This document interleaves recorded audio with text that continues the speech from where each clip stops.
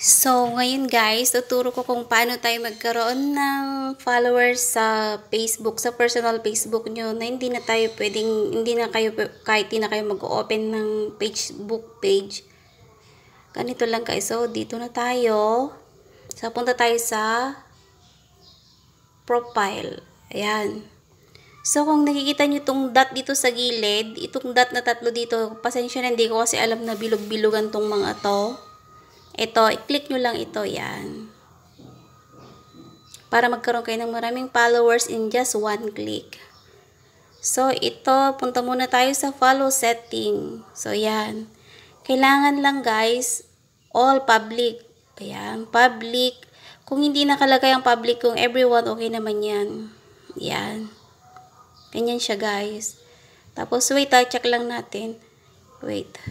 O, as nakikita nyo guys, 15 followers lang ako. So, balik tayo doon.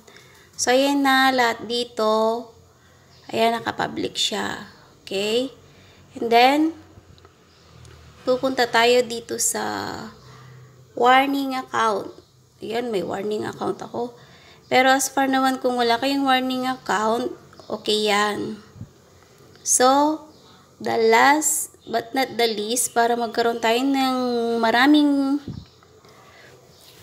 followers in just one click, ay hanapin natin ang, wait, nag-loading.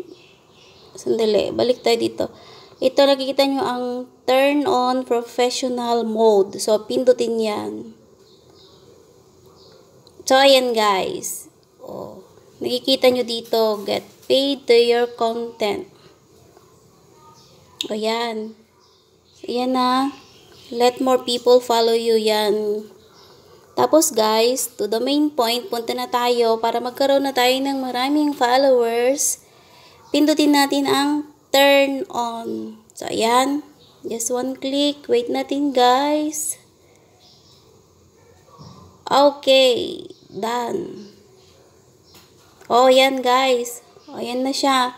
Kanina, nakita nyo mga 15 followers lang ako. Ngayon, yan na siya. 1.5. So, yan guys. O, naging yung profile, digital creator na siya. Kahit hindi na kayo maggawa